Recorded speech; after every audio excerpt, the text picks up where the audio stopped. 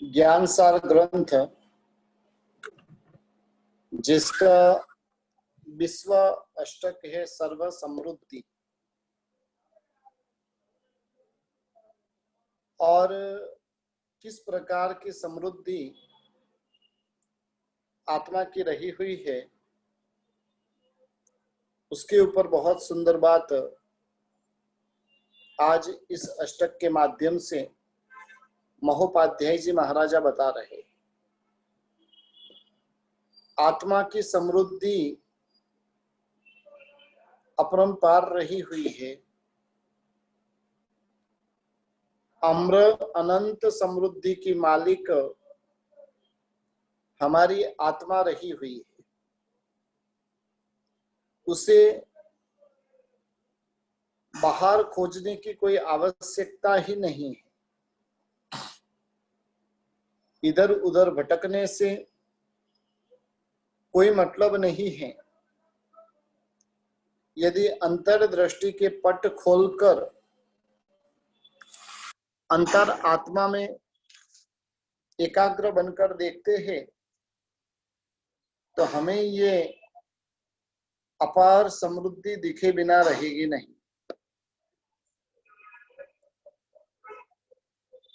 बारंबार जीव बाह्य पुद्गलों की ओर भटकता है, लेकिन आत्मा के भीतर में जो वैभव पड़ा हुआ है उस वैभव की ओर उसका लगभग ध्यान जाता ही नहीं। बाहर की दुनिया की जितनी भी समृद्धि है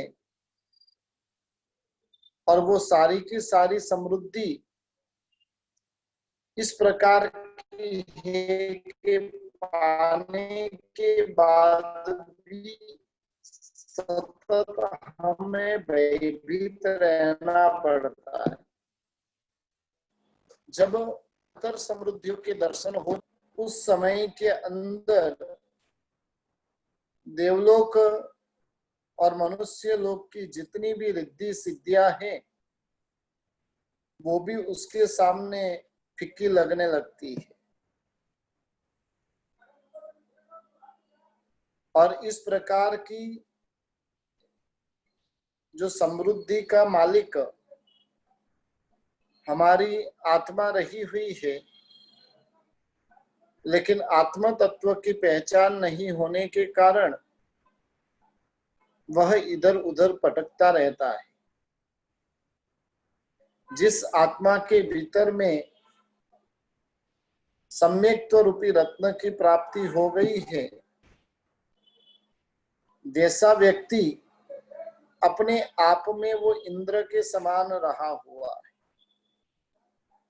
जैसे इंद्र के पास में अपार रिद्धि होती है, उसी प्रकार से सम्यक दृष्टि आत्मा के पास में भी अपार रिद्धि होती है। हमारी समृद्धि शोभा जो रही हुई है वो अपरंपार है। हमारे भीतर में जब हम झांक कर देखते हैं तो लगे बिना नहीं रहता है कि किसी बात की कमी हमारे भीतर में नहीं। ना ही हम दीन हैं और ना ही हम दयनीय हैं। देवराज इंद्र की समस्त समृद्धि जो है और उस समृद्धि के स्वामी हम रहे हुए, जरूरत है उस अलौकिक समृद्धि के दर्शन करने की। जैसे नंदनवन होता है और वो नंदनवन सुरम्य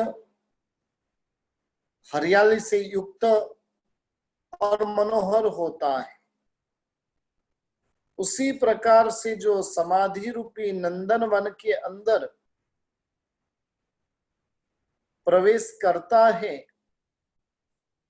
उसके अंतःकरण के अंदर अपार समृद्धि की प्राप्ति हुई हुई होती है। प्रतिदिन नया नूतन लगने वाला यह नंदनवन हमारा स्वयं का है। जो समाधि रूपी नंदनवन के अंदर मस्त रहता है, उसे नहीं तो शत्रुओं का भय होता है, नहीं किसी भी प्रकार की चिंता उसके भीतर में रहती है, नहीं उसे अकेलापन सताता है। बस वो अपनी समृद्धि के अंदर इस प्रकार से खोया हुआ रहता है, उसका आनंद लुटने वाला वो रहता है। हमें अकेलापन, एकांत जब रहे तो हम बेचैन बेचैन हो जाते। हमारे मन को स्नेह से प्लावित करने वाला, प्रेम दृष्टि से घायल करने वाले ऐसे सहयोगी की हमें आवश्यकता है। और वो सहयोगी हमारा कोई है जो सर्व प्रकार से रूप से संपन्न है, नव यौवना ऐसी इंद्राणी के समान है, और वो है समता। जिसके पास में समता रूपी समृद्धि होती है, उसे दुनिया में और किसी की आवश्यकता नहीं रहती। जरूरत है हमें समता रूपी सहयोगिनी की। और समता सची के हाथ अमृतपान करते रहना, उसके अनिंद्य सौंदर्य का उपभोग करते रहना। जब इस प्रकार का उपभोग करेंगे तो हमें कभी भी अकेलापन महसूस होगा नहीं। हमारा मन सदा के लिए इस समता की मस्ती में खोया हुआ रहेगा। समता जो है वो मध्यस्थ दृष्टि है, और इसलिए इसे क्षण भर के लिए भी अपने से अलग नहीं करना चाहिए। जो व्यक्ति समता के अंदर मस्त रहता है, उसको विशाल ऐसे देवलोक के सुख भी उसके सामने फीके लगते हैं। ईंट चूने और मिट्टी पत्थर से बनी इमारतें इसके मुकाबले में बहुत ही तुच्छ रही हुई है। घास फूस की झोंपड़ी, मिट्टी के कच्चे मकान, जो समता रूपी नंदनवन के अंदर घूमता है, उसे ऐसे मकान वगैरह की आवश्यकता ही नहीं है। हमें हमारे परिवार के साथ में इस प्रकार के विमान में निवास करना है। ज्ञान रूपी जो महाविमान रहा हुआ है, और उसके हम स्वयं मालिक हैं। ज्ञान जो आत्म स्वरूप का बोध करवाता है, और जिसे आत्म स्वरूप का बोध हो गया है, वो कहीं पर भी रहने दो, लेकिन फिर भी वो अनुत्तर विमान के सुख से कम सुख अपने आप को नहीं मानता। आत्मा के भीतर में समता रूपी खजाना पड़ा हुआ है। ज्ञान रूपी खजाना पड़ा हुआ है, और ऐसे खजाने के दर्शन वास्तव में देखने जाए तो आज दिन तक हमने दर्शन ही नहीं किए। वास्तव में जिसके पास में सम्यक्त्व है, जिसके पास में मुनि जीवन रहा हुआ है, वो कोई चक्रवर्ती से कम नहीं। चक्रवर्ती जो होते वो बाह्य चक्रवर्ती है, लेकिन जिसके पास में समता है, जिसके पास में ज्ञान रिद्धि है, वैसा व्यक्ति जो होता है वो भाव चक्रवर्ती रहा हुआ है। चक्रवर्ती के अपार समृद्धि और उसकी जो शक्ति जो है वो हमारे आत्मा के भीतर में रही हुई है, लेकिन इसका परिचय ही हमें नहीं है। जैसे चक्रवर्ती के पास में चर्म रत्न होता है, उसी प्रकार से हमारे पास में सम्यक क्रिया रूपी चर्म रत्न है। चक्रवर्ती जहां पर भी जाता है उसके मस्तक के ऊपर छत्र रत्न होता है। हमारी आत्मा के ऊपर भी ज्ञान रूपी छत्र रहा हुआ है। भले ही फिर मोह रूपी म्लेच्छ मिथ्यात्व के दैत्य दल भेजकर तुम पर कुवासनाओं का संधान कर दे, लेकिन जिनके पास में चक्र रत्न है और जिनके पास में छत्र रत्न रहा हुआ है, उसका बाल भी बांका वो कर सकते नहीं। वास्तव में देखने जाए तो आत्मा की आंतर समृद्धि अद्वितीय रही हुई है। समता के सागर में स्नान करने वाला अपने आप में एक विशिष्ट विभूति होती है। ज्ञान रूपी सरोवर में डुबकियां लगाने वाला सर्व प्रकार की चिंताओं से रहित होते हैं।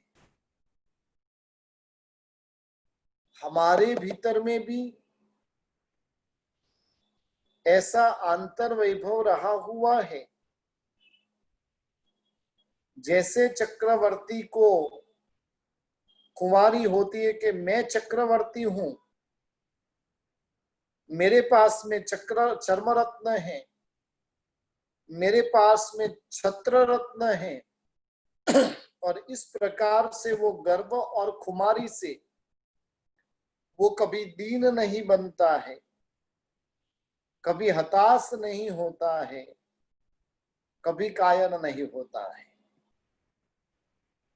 जब हमें भी हमारे भीतर में पड़े हुए इस प्रकार की जो समृद्धि के दर्शन हो जाएंगे, तब हम भी दीनहीन बनेंगे नहीं। किसी भी प्रकार के मोह राजा अपनी जाल बिछा देवे, मिथ्यात्व के भयंकर दैत्य अपना पहला बिठा देवे, विविध प्रकार की वासनाएं हमें उलझाने वाली बने, लेकिन फिर भी जिसके पास में ऐसी आंतर समृद्धि होती है, वो निर्भय बनकर पूरी शक्ति लगाकर उसका सामना करता रहता है। यदि हम सम्यक क्रियाओं में निमग्न होंगे तो वासना के तीर हमारा कुछ बिगाड़ नहीं सकेंगे।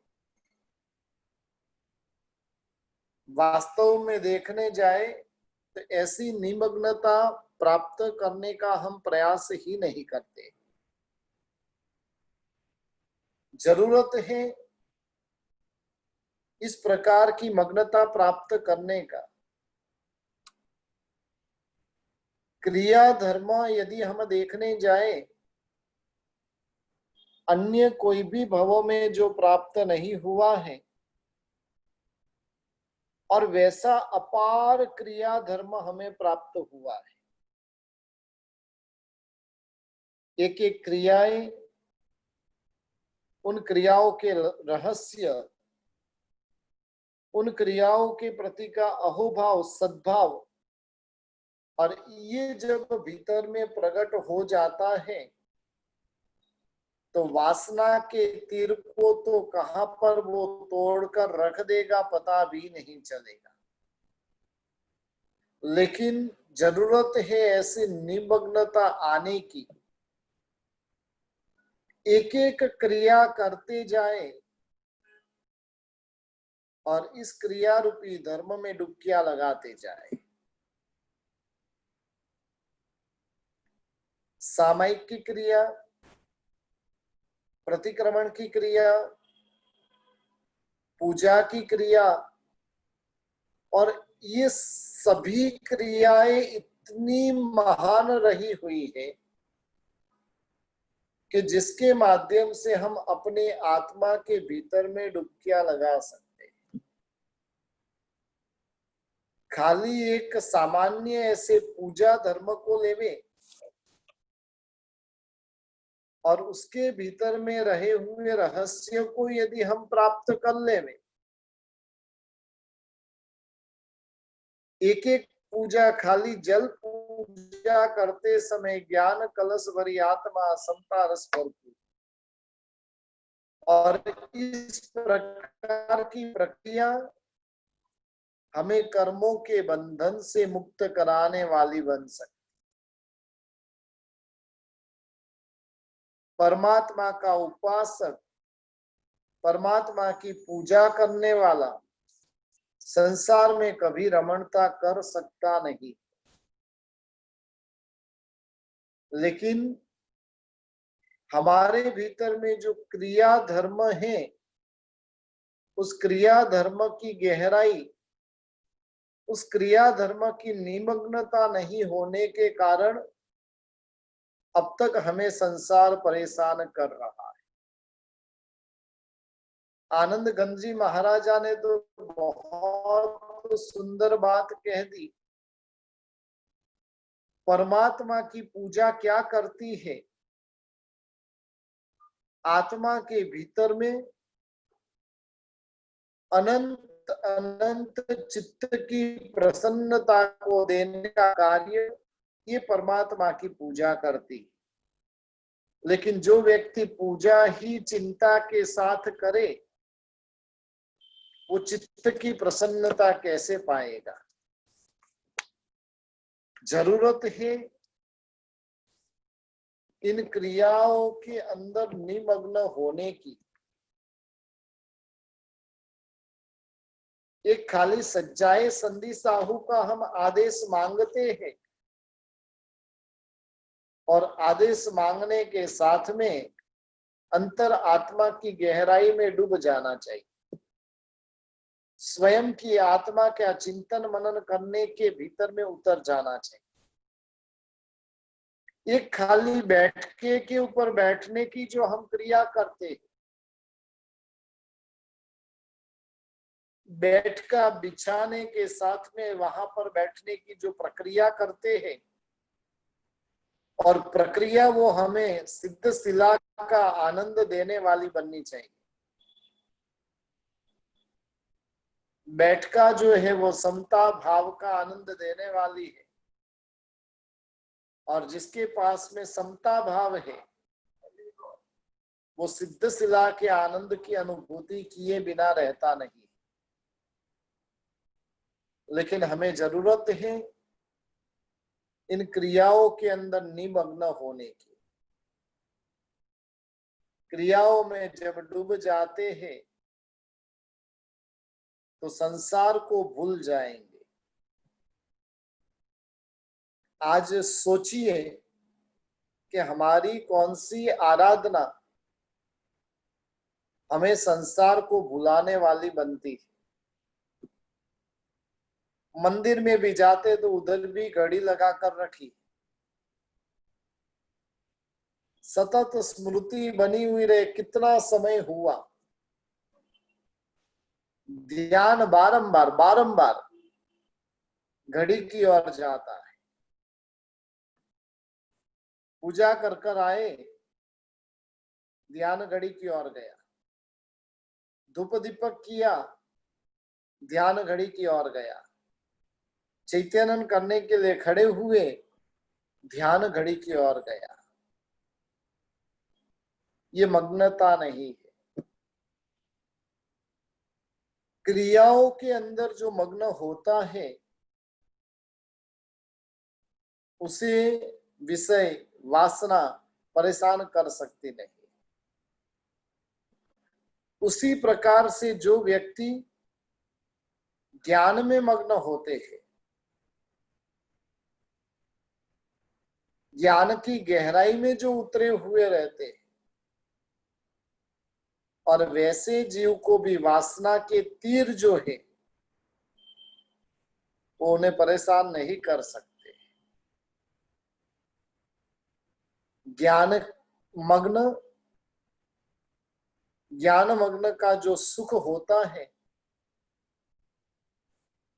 उस सुख का वर्णन करने के लिए कोई भी इस दुनिया में शक्य नहीं है। कोई भी यानी ऐसा सक्षम नहीं है कि जो इस प्रकार से ज्ञान मग्न के सुख का वर्णन कर सके।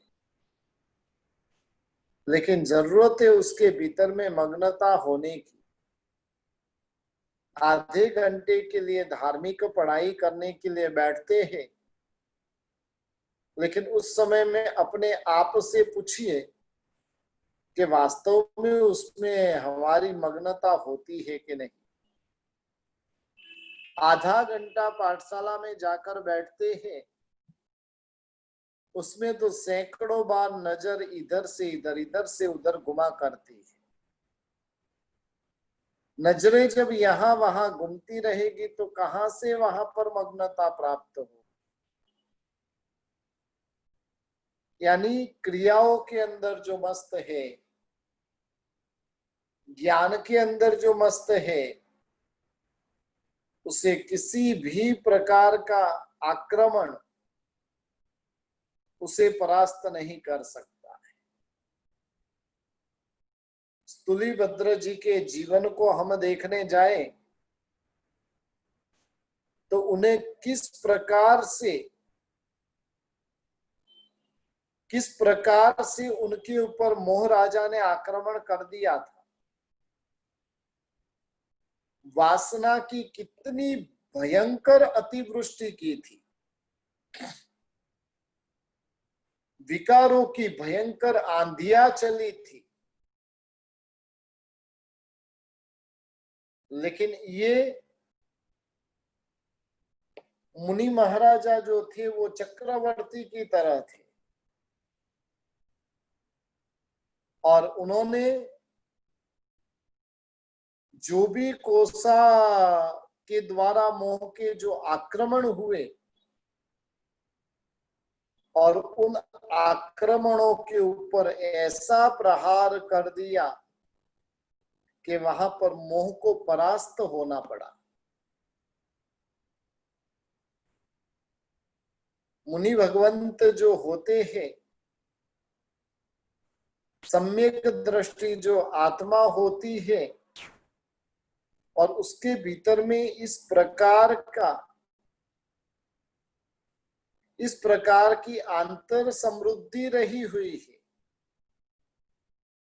समता रूपी समृद्धि, ज्ञान रूपी समृद्धि, क्रिया रूपी समृद्धि, और ऐसे अनेक प्रकार की समृद्धि हमारी आत्मा के भीतर में है। हमारी आत्मा का जो निवास स्थान है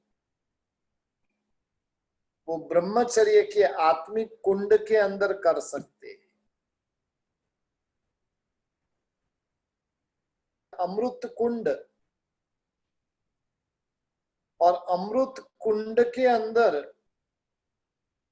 जो स्नान करता है उसे कोई परेशान नहीं कर सकता है।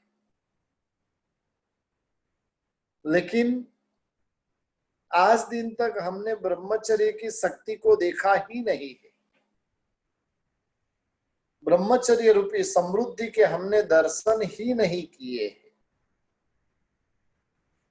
ब्रह्मचर्य के साथ साथ में हमारी आत्मा के भीतर में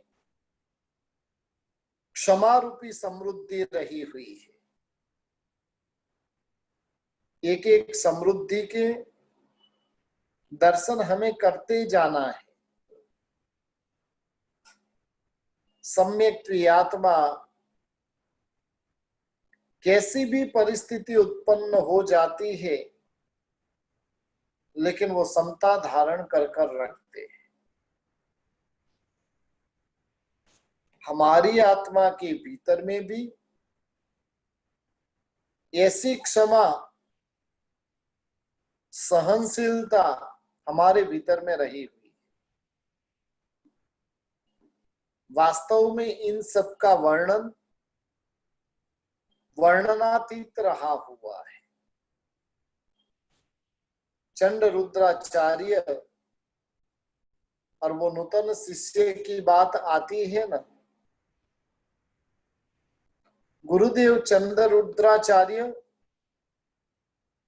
अपने नव दीक्षित शिष्य श्रवण के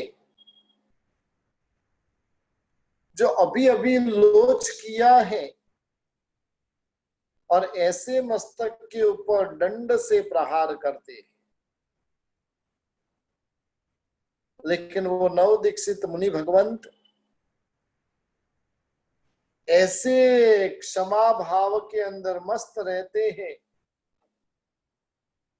कि वो दंड के प्रहार भी उन्हें विचलित नहीं कर सकते।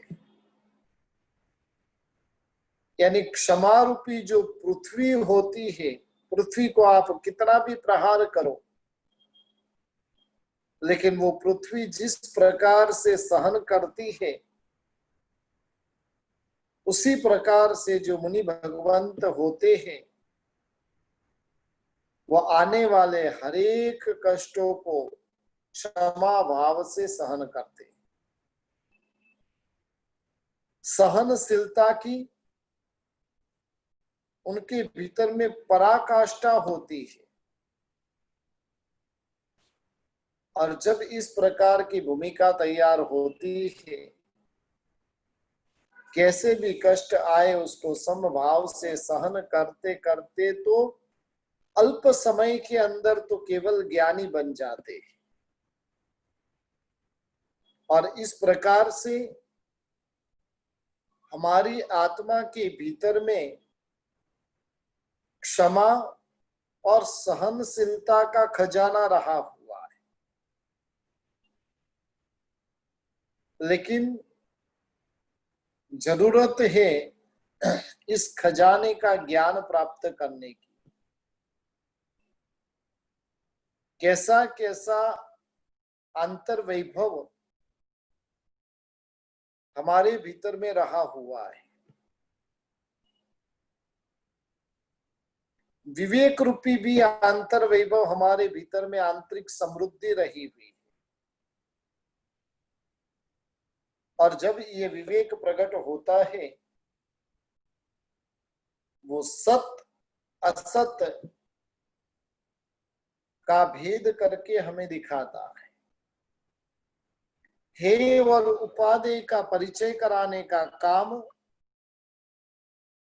ये विवेक कराता है। जब अंतर आत्मा के भीतर में ऐसा विवेक प्रकट हो जाता है,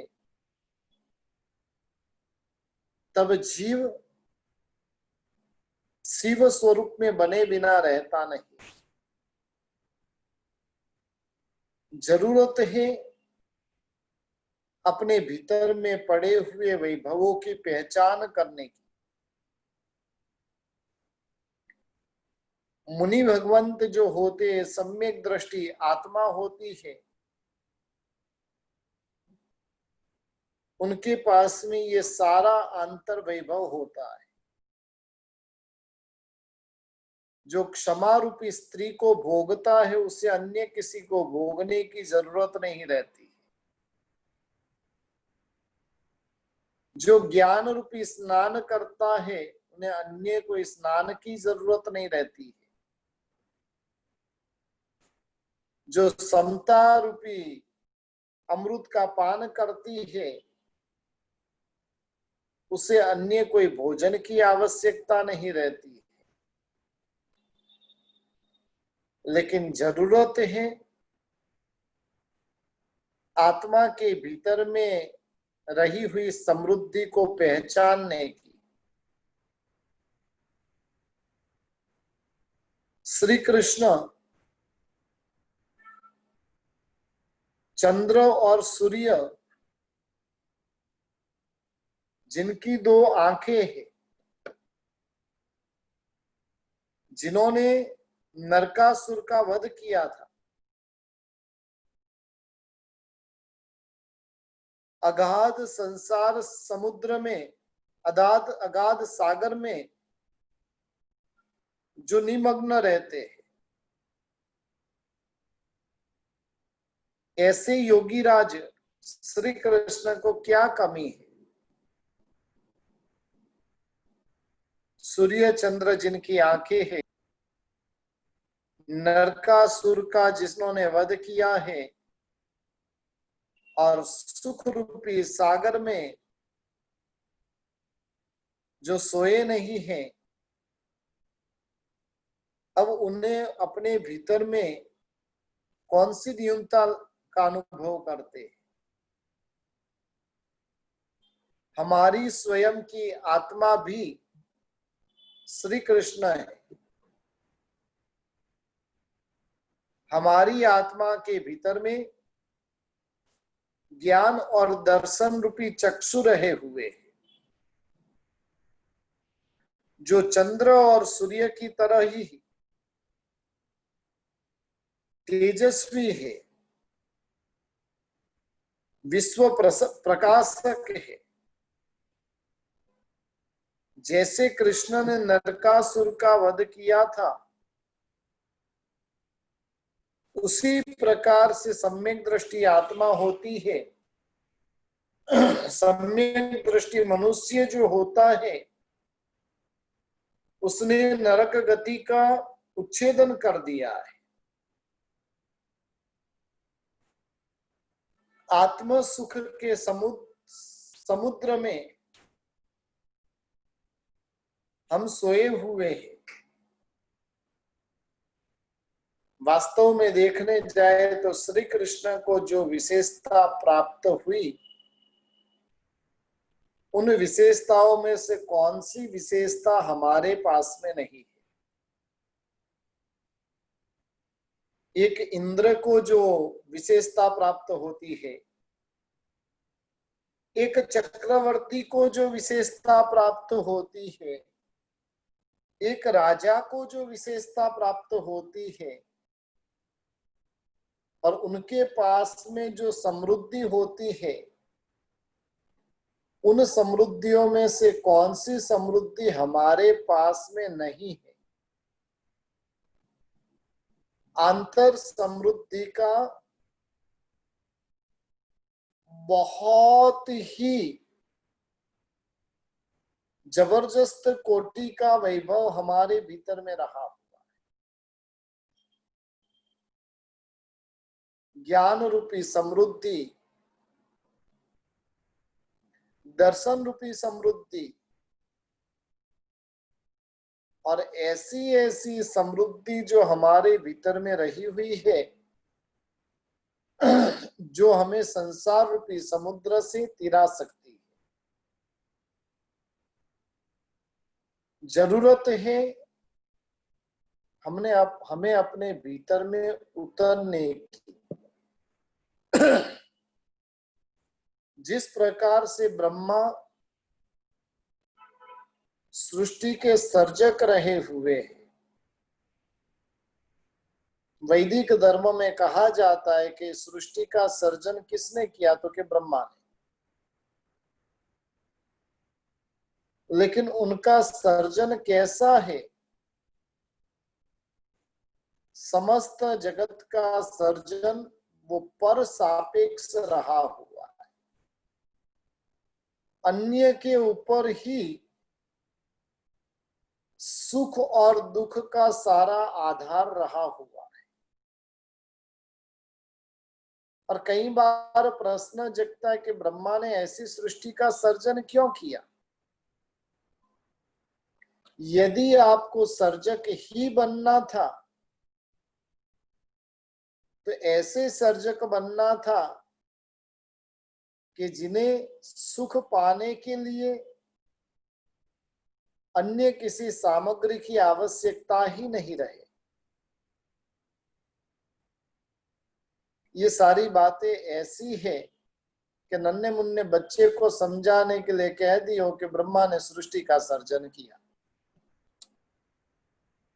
वास्तव में जो भगवान सृष्टि का सर्जन करता है वो सर्जन कैसा होता है? वो क्या किसी को दुखी बनाएगा? वो क्या किसी को रोगी बनाएगा? वो क्या किसी को निर्धन बनाएगा? जब उनके पास में ही पूरी सत्ता रही हुई है, फिर ऐसी सृष्टि का सर्जन करने का कोई मतलब? और इसलिए जैन दर्शन तो कहता है कि सृष्टि अनादि अनंत कालीन है, लेकिन जो अपने ब्रह्म के अंदर जो रमणता करता है, ब्रह्मा ने जैसे सृष्टि का सर्जन किया और उस सर्जन के लिए जो भी सुख हमें पाना है वो सुख हम तभी पा सकते हैं कि जब अन्य पदार्थों का सहारा लेते हैं। तो उसके बिना इस संसार में सुख पाना संभवित नहीं। लेकिन सम्यक दृष्टि आत्मा वो ब्रह्म में रमणता करने वाली होती है। अंतर आत्मा के भीतर में रमणता करने वाली होती है। आराधना और साधना के मार्ग के अंदर रमणता करने वाली होती है। उन्हें सुख पाने के लिए किसी भी प्रकार के पर पदार्थ की आवश्यकता नहीं होती, क्योंकि जो सुख आत्मा के भीतर में रहा हुआ है और उन सुख के दर्शन ऐसी आत्मा ने कर लिए होते हैं, और जिस कारण से वो स्वतंत्र जीवन, निर्भय जीवन जी सकता है, उसे सुख पाने के लिए, शांति को पाने के लिए, निर्भयता को पाने के लिए किसी अन्य चीज की आवश्यकता नहीं होती है। आत्मा के भीतर में खोने के साथ में ये सब उसे सहज स्वरूप में प्राप्त हो जाते हैं।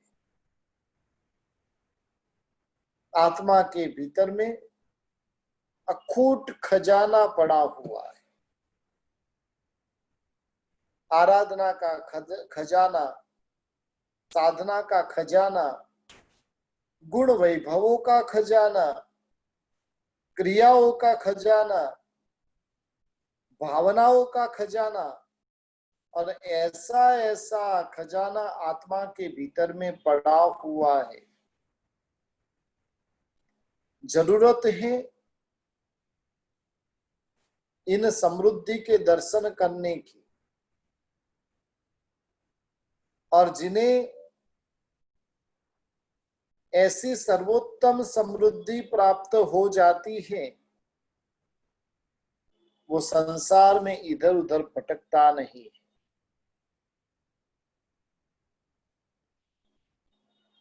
संसार में जो दुखी पीड़ित इसलिए है कि उसने अपने अंतर वैभव को पहचाना नहीं। हमें जरूरत है हमारी आत्मा के भीतर में रहे हुए अंतर वैभव को पहचानने की। जब तीर्थंकर पद को पाते हैं तो वही अंतर वैभव पूर्ण रूप से खिल उठता है। जिनके पास में बाह्य समृद्धि तो होती ही है, लेकिन बाह्य समृद्धि के साथ साथ में अभ्यंतर समृद्धि भी जिनके पास में गजब की होती है, और उन आत्माओं का जो सुख होता है वो बहुत ही पराकाष्ठा का होता है। तीर्थंकर देवों का सुख और उस सुख का वर्णन करते हुए कहा, दुनिया के सभी सुख एक साथ में इकट्ठे और फिर भी वो तीर्थंकर देवों के एक समय के सुख की बराबरी नहीं कर पाता। जो तीर्थंकर भगवंतों के पास में सुख पड़ा हुआ है, जो सिद्ध भगवंतों के पास में सुख पड़ा हुआ है, वही वैभव हमारी आत्मा के भीतर में पड़ा हुआ है। जरूरत है उन समृद्धि के दर्शन की, जरूरत है उन आत्मा वैभव की सही परख करने की। और जब इस प्रकार से समृद्धि की परख हो जाएगी, आत्मा के सर्व समृद्धि के जब दर्शन हो जाएंगे, तब जीव कहीं पर भी भोगों के पीछे भटकेगा नहीं। सर्व प्रकार से श्रेष्ठ सर्वोत्तम समृद्धि में यदि कोई समृद्धि है तो तीर्थंकर पद कहा जाता है, और वह वास्तविकता से परिपूर्ण है।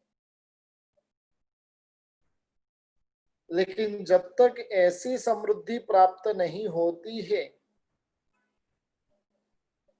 तब तक छठे गुण स्थानक की समृद्धि, पांचवें गुण स्थानक की समृद्धि, और वो भी समृद्धि यदि नहीं पा सके तो कम से कम सम्यक्त्व पाने के बाद की जो समृद्धि होती है, उन समृद्धि को तो पहचानने का प्रयास हमें करना चाहिए। इन समृद्धि को कहीं बाहर देखने जाने की जरूरत नहीं है। अंतर आत्मा के भीतर में ही ये समृद्धि पड़ी हुई है। बस जरूरत है उनके सही दर्शन की, जरूरत है उनकी सही परख करने की। और जब परख हो जाएगी तो आत्मा अनंत सुखों से भरपूर बने बिना रहेगी नहीं। जैसे वो सृष्टि के घर के बाहर कोयले का ढेर लगा हुआ था, लेकिन जैसे ही गुरु भगवंत ने उसके ऊपर मात्रा कर कर पेशाब डाला, और डालने के साथ में वो कोयला सोने के स्वरूप में बन गया। बस वही जरूरत हमारे भीतर में भी है। भीतर में सारे के सारे गुण वैभव पड़े हुए हैं, सभी प्रकार की समृद्धि पड़ी हुई है। जरूरत है उन समृद्धि के दर्शन की, और वैसी समृद्धि के दर्शन कर कर हम अपने आत्मा के गुण वैभव को पहचानने वाले बने, यही मंगलमय भावना। परमात्मा की आज्ञा के विरुद्ध कुछ भी कहा हो तो मिथ्या